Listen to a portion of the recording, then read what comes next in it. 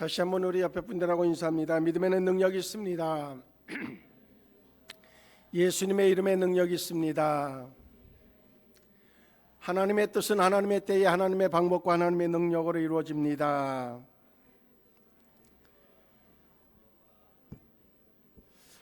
그것을 믿는 것이 우리의 믿음인 줄로 믿습니다. 우리가 한 해를 이제 2주 남겨놓고 있습니다. 한 해를 마무리하면서 우리는 지난 시간에 대해서 뒤돌아보고 그리고 정리하는 것도 필요해요. 그런가 하면 내년을 위하여서 계획을 세우고 준비하는 것도 역시 중요해요. 그런데 그것보다 더 중요한 것이 있다고 여겨져요. 그게 뭔가 하면 내가 어떻게 새롭게 주어지는 시간을 맞이할지, 문제는 내가 어떠한 변화를 가져야 될지에 대하여서 생각하는 것이 중요하겠다는 생각을 가져요. 오늘 본문의 제목을 그래서 지금 변하지 않으면 내일은 없습니다 라고 하는 제목으로 붙여봤어요. 사람은 누구나 변화하기를 원하죠. 그런데 문제는 실제적으로 변화하는 사람은 많지가 않아요. 왜냐하면 변한다고 하는 것은 불편하기 때문에 그래요.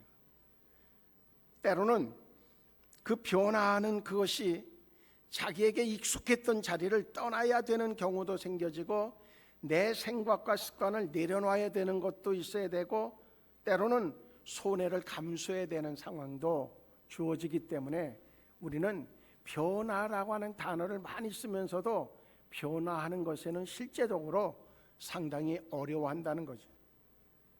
근데 성경은 우리에게 오늘 보면 2절의 말씀을 보면 그렇게 얘기합니다. 너희는 이 세대를 본받지 말고 오직 마음을 새롭게 함으로 변화를 받으라고 얘기합니다. 본질에서의 변화, 삶의 방향으로서의 변화를 요청하고 있다고 하는 겁니다. 믿음을 가졌다고 하는 이야기는 이전과 이후가 달라졌다고 하는 것을 얘기합니다. 우리가 미용실을 가는 이유가 뭐예요? 이전과 이후가 분명히 달라질 것을 기대하기 때문에 미용실에 가거든요. 그리고 실제적으로 미용실이라고 하는 것을 통과하면 달라져 있단 말이죠. 우리에게도 역시 믿음이라고 하는 하나의 프리즘을 통과하면서 우리의 삶에 뭔가 방향성이 변화되어지는 그런 변화가 일어나야 되고, 예배라고 하는 것을 통하여서 예배 이전과 이후가 달라지는 변화가 반드시 있어져야 된다고 하는 거예요. 오늘 본문은 그래서 우리에게 얘기하십니다. 우리가 변하지 않는다고 하면 하나님이 주시는 내일의 은혜를 누릴 수 없다는 거예요. 지금 변하지 않으면 내일은 없다고 단정적으로 이야기하고 있어요. 내일의 결과는 그래서 오늘의 선택에서 나오는 겁니다. 지금 작은 태도 또한 그 자신의 어떤 변화를 미루는 것, 이것을 통해서는 우리는 내일에 대한 기대감을 가질 수가 없어요.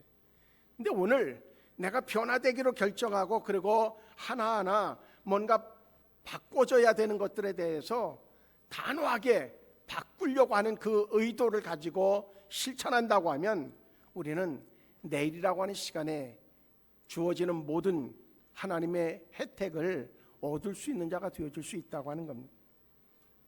바울은 로마서 1장부터 11장까지 무엇을 얘기하고 있는가 하면 구원의 복음을 설명하고 있어요.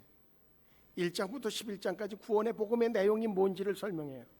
그 다음에 12장부터는 무엇을 촉구하고 있는가 하면 삶의 변화를 촉구해요. 구원의 복음의 내용이 이렇다고 하면 여기에 합당한 삶의 변화가 따라와야, 그래야 복음의 능력이, 복음을 통해서 주어지는 하나님의 축복이 임하는 자가 되어질 수 있다고 얘기하고 있는 거예요. 1절에서 그래서 그렇게 얘기합니다. 너희 몸을 하나님이 기뻐하시는 거룩한 산 제물로 드려라, 그렇게 얘기합니다. 다시 얘기하면 삶 전체가 예배가 되려고 하는 변화가 필요하다고 하는 겁니다. 단순히 예배 시간만의 예배자가 아니라 삶 전체가 하나님 앞에 예배자로 서 있는 그런 삶의 변화가 우리에게 필요하다고 하는 겁니다. 예배는 주일에만 드리는 행동이 아니라 삶 전체가 하나님께 드려지는 헌신이 되어져야 그것이 바른 성도의 모습이라고 하는 거예요. 두 번째로 오늘 2절의 말씀 보면 이 세대를 본받지 말라고 얘기합니다. 세상의 가치, 문화, 욕심 그대로 따라가면서 하나님의 뜻을 내가 알고 있다고 이야기할 수 없다는 거죠. 하나님의 뜻을 알았다고 하면 이 세상의 그 세대를 본받지 말아야 되는 것을 분명히 비포와 애프터의 그러한 그 차이가 있어져야 된다고 하는 거예요. 그것은 세대를 본받지 않고 어떻게 하라고요? 마음을 새롭게 함으로 변화를 받아서 예수님을 닮아가는 하나님의 말씀이 실천되어지는 존재로서의 삶의 변화가 필요하다고 오늘 본문은 가르쳐주고 있어요. 그렇다고 하면 우리가 먼저 생각해야 되는 것이 있어요. 왜 지금 변해야 되는가? 우리에게 왜 지금 변화가 필요한가 하는 거예요. 25년도를 이제 마감하는 이 시점에서 26년도를 맞이해야 된다고 하면 그러면 왜 지금 변해야 되는가? 분명한 것은 내일이라고 하는 시간은 우리의 것이 아니에요. 하나님이 쥐고 계시고 하나님의 몫이에요. 그런데 그 하나님의 시간은, 하나님의 방법은, 하나님의 능력은, 하나님의 계획하심의 성취는 내가 하나님의 사람으로 변화되어지는 것을 통해서 그 하나님의 계획은 내 삶 속에 이루어진다고 하는 거거든요. 그래서 내일은 우리의 것이 아니기 때문에 잠언서 27장 1절에 보면 그렇게 얘기합니다. 너는 내일 일을 자랑하지 말라. 하루 동안에 무슨 일이 일어날는지 내가 알 수 없음이니라. 그렇게 말씀하고 있어요. 내일은 하나님의 손에 있다고 하는 거예요. 미루는 사람에게는 하나님의 은혜도 자꾸 뒤로 밀리게 되어진다고 하는 겁니다. 언젠가 변하겠다는 사람은 결국 아무것도 변하지 못하는 인생으로 소비되어질 수밖에 없다고 하는 것, 우리는 명심해야 되겠다고 하는 거죠. 왜 오늘 변해야 되느냐? 왜 지금 변해야 되느냐? 변화는 시간이 지날수록 더 어렵기 때문이다. 내일부터 바꿔야지 그게 계속 내일로 습관처럼 굳어지는 경우가 우리는 삶에서 너무나 많이 경험되어져 있어요. 점점 마음은 변화에 대한 그 마음이 둔해지기 시작하고 늦출수록 변화의 에너지는 떨어지게 되어져 있어요. 그래서 지금 선택해야 되는데 무엇을 선택해야 되냐? 변해야 되겠다고 하는 선택을 해야 된다고 하는 거예요. 동시에 왜 지금 변해야 되느냐? 하나님은 지금 순종하는 사람을 사용하시기 때문에 그래요. 지금 변화된 사람을 하나님은 사용하신다는 거예요. 모세도 지금 순종했을 때에, 여호수아도 지금 발을 내딛었을 때에, 홍해도 그리고 또한 요단강도 갈라지는 놀라운 역사가 나타나게 되어졌어요. 분명한 것은 하나님은 지금 순종하는 자를 사용하신다고 하는 사실입니다. 미래에 순종할 사람보다는 지금 순종하는 사람에게 하나님은 기회를 주시기 때문에 우리는 지금 변해야 된다고 하는 거예요. 26년도는 오게 되어져 있습니다. 그 26년도의 주인은 누가 될 수 있는가 하면 지금 변화된 사람. 그래서 26년도에 계획되어진 것을 성취할 수 있을 만큼 준비된 사람, 그 사람의 몫이 바로 26년도가 되어질 수 있다고 하는 겁니다. 그런데 변화를 방해하는 세 가지의 영적 장애물이 있어요. 첫째는 지금 아니어도 된다고 하는 안일함입니다. 가장 큰 적은 악이 아니라 미루는 마음이라고 하는 것. 사탄은 우리가 변화되지 못하도록 천천히 해도 된다고 우리를 자꾸 속삭여. 천천히 해도 돼. 급한 거 아니야.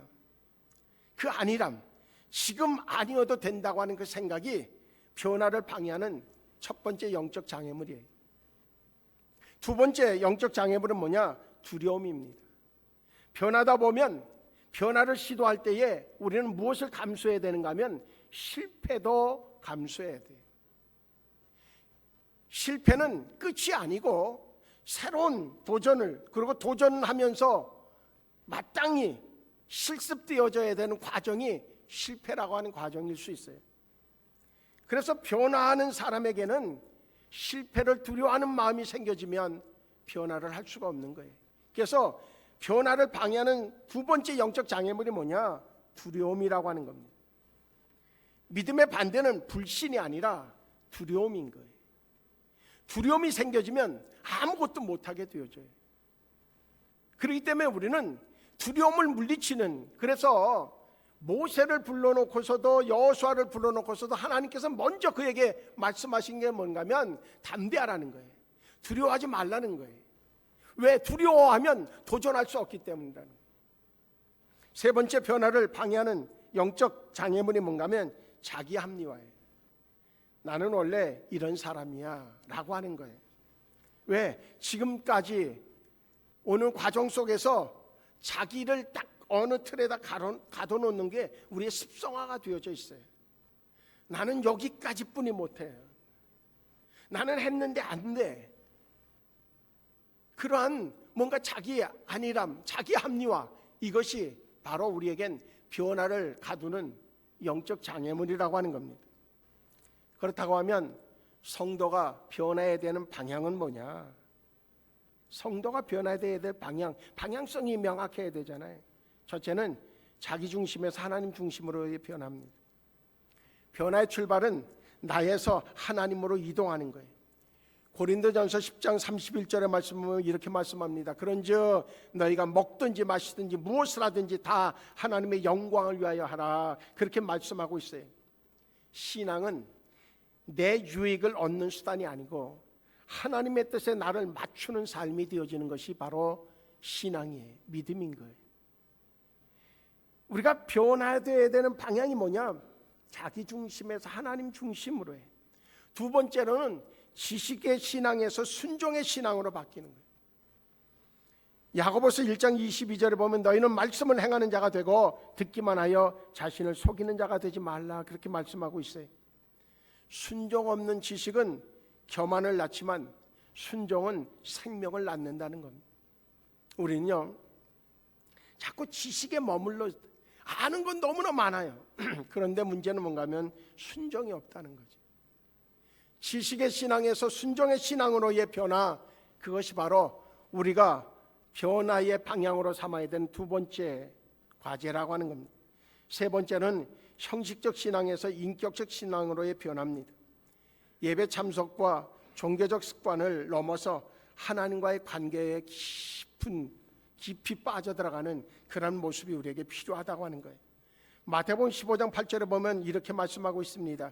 이 백성이 입술로는 나를 공경하되 마음으로는 내게서 멀도다, 그렇게 말씀해요. 입술로는 이제 하나님을 공경하는데 마음으로는 먼다는 거예요. 신앙의 핵심은 얼마나 했느냐가 아니라 누구와 동행하느냐에 있다는 겁니다. 우리는 자꾸 내가 어떤 한 공적에 대해서 그것 가지고 신앙의 어떤 높이를, 그리고 신앙의 어떤 그 성과물을 만들려고 해요. 그런데 중요한 것은 하나님과 동행하는 삶이 되면, 예수님을 따라 닮아가는 삶이 되면 자연스럽게 우리가 행하는 일들이 많아질 수밖에 없어요. 네 번째는 받는 신앙에서 주는 신앙으로 변화되어야 되겠다는 겁니다. 사도행전 20장 35절에 보면 주는 것이 받는 것보다 복이 있다, 그렇게 말씀합니다. 은혜를 소비하는 성도가 있는가 하면 은혜를 흘려보내는 성도가 있다는 거죠. 그저 자기가 받은 은혜 그 안에서 갇혀있는 성도가 있는가 하면 그 받은 은혜를 가지고 누군가에게 흘려보내는 성도가 있다는 거예요. 우리는 과연 어느 부분에 속해 있는가? 섬김과 나눔은 성숙한 성도의 표시입니다. 그런가 하면 다섯 번째는 환경에 흔들리는 신앙에서 말씀에 뿌리 내린 신앙으로의 변화입니다. 시편 1편 3절에 보면 그는 시냇가에 심은 나무가 철을 따라 열매를 맺으며, 그렇게 말씀합니다. 말씀에 뿌리를 내릴 때에 삶의 어떤 그 환경에 따라서 흔들리지 않는다는 겁니다. 우리는 자꾸 환경 따라서 흔들릴 때가 너무 많이 있어요. 근데 말씀에 깊이 뿌리를 내리면 오히려 환경을 지배하는 자가 되어지고, 그리고 환경을 바꾸는 자가 되어질 수 있다는 겁니다. 그래서 환경에 흔들리는 신앙이 아니라 말씀에 뿌리를 내는 신앙으로의 변화가 필요하다고 하는 겁니다. 그리고 옛사람에서 새사람으로의 변화입니다. 에베소 4장 22절로 24절에 보면 옛사람을 벗어버리고 새사람을 입으라고 말씀합니다. 분노하는 마음에서 온유한 마음으로, 탐심에서 절제로, 미움에서 사랑으로 변화되어지는 새사람, 그가 바로 우리가 변화해야 될 방향인 줄로 분명히 믿습니다. 마지막으로 우리가 변화될 방향은 뭔가 하면 세상을 닮아가는 삶에서 그리스도를 닮아가는 삶으로의 변화입니다. 성도의 목표는 성공이 아니라 그리스도를 닮아가는 거예요. 성도가 되어졌다고 하면서도 계속 성공을 쫓아간다고 하면 그는 아직 변한 사람이 아닌 거예요. 진정한 변화는 예수님을 닮아가는 것으로의 변화가 있는, 그가 바로 변화되어진 자라고 하는 겁니다. 그래서 성도의 변화의 방향의 모습을 결론적으로 얘기하면 행동 수정이 아니라 방향 전환이어야 돼. 행동 몇 가지 바뀐 것 같고 변화되어졌다고 얘기하면 안 된다는 거예요. 방향이 달라져야 돼요. 나 중심에서 하나님 중심으로 정말 세상을 닮아가는 것에서 그리스도를 닮아가는 것으로 방향의 변화, 그것이 바로 우리 성도에게 있어서 진정한 변화인 줄로 분명히 믿습니다. 그렇다고 하면 지금 변하기 위해서 우리가 실제적으로 어떤 방법을 쓰면 될까? 첫째는 작은 것으로부터 시작하라는 겁니다. 하루에 성경을 한 번도 읽어보지 못했고 지나왔다고 하면 하루에 성경 3절이라도, 또 감사를, 우리 매일 감사를 계속 올려드리잖아요. 그런데 그것을 읽기는 했는데 실제적으로 감사의 고백을 하지 못했으면 한 가지라도 내게 감사거리를 찾아서 고백하는 것으로, 아주 작은 것으로부터 우리가 시작하자는 거죠. 말 한마디를 바꾸는 것, 습관은 작은 행동이 반복되어지는 것으로부터 만들어지거든요. 그러니까 아주 작은 것으로부터 시작하자는 거예요. 그리고 동시에 두 번째는 믿음의 목표를 분명하게 하자는 겁니다. 왜 나는 변화해야 하는가? 이것이 명확해져야 돼요. 변화의 중심이 뭔가, 목표가 분명해야 된다는 거죠. 세 번째로는 혼자 변하려고 하면 힘들어요. 근데 누군가 믿음의 동역자와 함께 같은 목표를 정하고 그것을 가지고선 실천해보고, 그리고 같이 또 대화하면서 나는 이렇게 했더니 이렇게 좋아졌더라, 이런. 어제 이발을 하러 갔더니 어느 이제 벌써 이발을 다 저기서 하고 있는 분들이 있더라고요. 그래서 조금 이따 오겠다고 그러고 돌아섰는데 그 원장님이 불러요. 목사님 오세요. 이분이 시간이 좀 있다고 양보하겠대요. 그래요. 근데 하다가 멈추고선 양보를 했어요. 근데 이제 그분한테, 이분이 목사님이라고, 생수교회 목사님이라고, 그런데 그분이 감리교 교인인데 저기서 감리교를 찾아서 오다가 여기 오다가 돌아서 오다가 여기 성결교 하나 있었잖아요. 그리로 갔대. 그래서 거기 교회 다닌대. 지금도 다니니까 다닌대. 그런데 그분들이 이제 그 원장님하고 그분하고 대화를 해요. 대화의 내용이 뭔가 하면 같이 이제 성경을 읽는 것에 대해서 얘기를 많이 했나 보죠. 그러다가 올해 일독을 하겠다고 이제 그 원장님이 나름대로 하나님 앞에 목표를 정하고 그러고서 출발했는데 어떻게 하다 보니까 못했대. 요즘에 어쨌든 밤에 막 그냥 저기서 막 졸려도 막 그냥 냉수를 마셔가면서 그렇게 해서 지난주에 일독을 끝냈대. 그러니까 또 이분이 또 받아주면서 그러니까 저기서 읽을 때마다 하나님이 은혜를 주시고 감동을 주시고 말을 쓰면 읽으면 이렇고 저렇고, 그래서 기도하면 이렇고 서로가 막 주고받아요. 근데 그러니까 할 수 있는 거예요. 혼자 하면 이게 참 힘든데 누구와 함께 같이 어떤 목표를 정해놓고 그리고 그것을 하고 그리고 그것을 또 나누고 그러다 보면 자기도 모르는 사이에 이제 자기가 변화되어져 있는, 습관화되어져 있는 것을 발견할 수 있다고 하는 겁니다. 그와 동시에 이제 말씀과 기도로 마음을 새롭게 하는 훈련을 끊임없이 해야 돼요. 변화는 마음에서 시작되어지고 그 마음의 변화는 말씀을 통해서 성도는 일으킬 수 있다는 겁니다. 그리고 이제 진정한 변화를 이루기 원한다고 하면 작은 순종을 기뻐해야 돼. 자꾸 하나하나 순종해 나가는. 그전에는 그냥 못해였었는데 아주 적은만 거라도 말씀에 감동을 주시는 대로 순종하기 시작하면 큰 것까지도. 아브라함의 순종이 처음부터 그렇게 쉬웠겠어요? 그렇지 않았단 말이죠. 작은 것에부터 순종하다 보니까 이삭을 바치라고 하는 것까지도 순종하게 되어졌어요. 분명한 것은 작은 순종이 하나님 앞에 하나님의 말씀을 그대로 아멘할 수 있는 순종으로 바뀌게 되어진다고 하는 겁니다. 그래서 작은 순종부터 우리가 실천함이 필요하다고 하는 말씀입니다. 변화가 이루어질 때에 나타나지는 열매가 있습니다. 지금 변하면 내일이 우리에게 주어지는데 우리에게 나타나는 열매들이 있다는 거죠. 첫째는 삶의 새로운 기회가 열려져요. 문이 닫혀져 있어도 순종하는 한 걸음 한 걸음이 새로운 길을 만들어낸다는 겁니다. 여호수아가 법궤를 앞세우고 법궤를 맨 자들에게 요단강에 발을 내디디다고 했을 때에 한 걸음 한 걸음 내디딜 때에 문이 열려지기 시작했어요. 분명한 것은 삶의 새로운 기회가 열려진다는 겁니다. 지금 내가 하나님의 나 중심에서 하나님 중심으로 그리고 또한 세상을 닮아가는 것에서 그리스도를 닮아가는 것으로 변화되어지는 그 변화가 결국은 우리에게 새로운 기회가 열려지도록 만드는 그러한 변화가 되어진다고 하는 겁니다.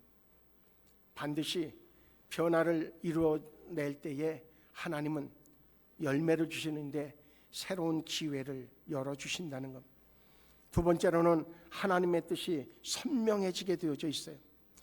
하나님의 선하시고 기뻐하시고 온전한 뜻이 무엇인지 분별하도록 하라고 하는 그 말씀대로 우리가 변화되어지면 우리에게는 하나님의 뜻이 명확해지는 그러한 열매를 얻게 되어진다고 하는 겁니다. 그와 동시에 관계가 새로워지고 생각이 밝아지고 환경이 정돈되어지는 것을 경험할 수 있습니다. 마지막으로는 하나님이 준비하신 내일에 들어갈 수 있습니다. 26년도는 그냥 저절로 와지는 것이 아니라 하나님의 계획의 성취가 저절로 되어지는 것이 아니라 내가 그것을 받을 만한 그릇으로 내가 그것을 감당할 수 있는 능력으로 내가 이제 삶의 방향이 완벽하게 변화되어졌을 때에 하나님이 우리에게 26년도를 통해서 하나님의 계획을 성취하시는 놀라운 은혜를 얻을 수 있도록 역사해 주시는 줄로 분명히 믿습니다. 변화의 시간은 지금입니다. 지금 변화해야 됩니다. 지금 변하지 않으면 내일은 없습니다. 미루는 마음을 내려놓고 지금 결단하고 움직이는 것이 미래를 만들어가는 가장 확실한 방법이 되어줄 수 있다고 하는 겁니다.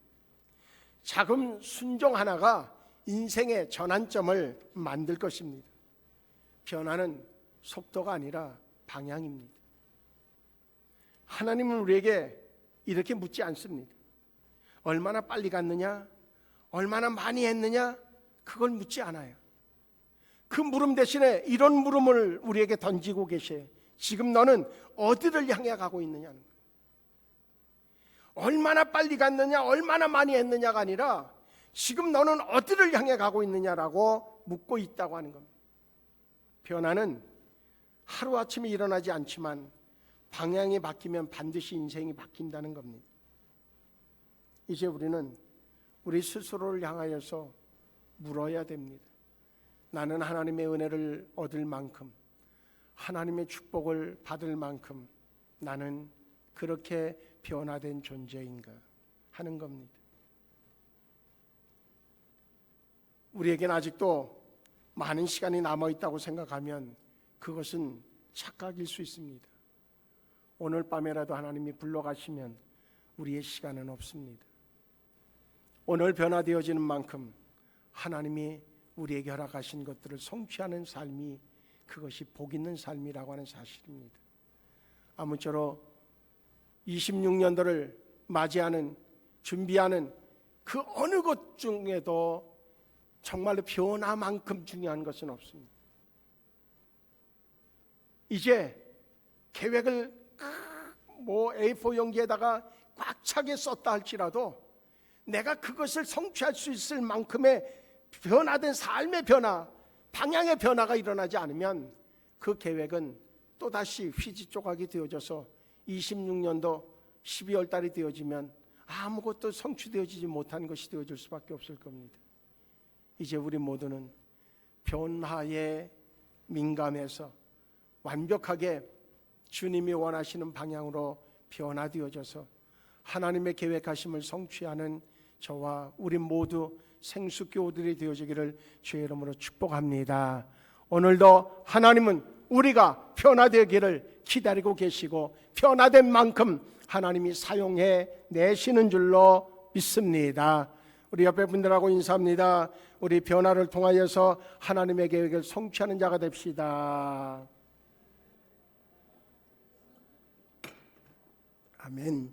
기도하시겠습니다. 좋으신 하나님, 우리가 이제 세대를 본받지 않고 오직 마음을 새롭게 함으로 변화를 받아서 하나님의 선하시고 기뻐하시고 온전하신 뜻이 무엇인지 분별하는 자로서의 변화가 있는 우리가 되어져 이제 25년도 여기까지 인도하신 하나님, 26년도 하나님의 놀라운 계획을 우리를 향하여서 예비하셨을 터인데 그것을 받아 누리는 자로 변화되어지는 이 시간 되게 하여 주시옵소서. 예수님의 이름으로 기도하옵나이다. 아멘.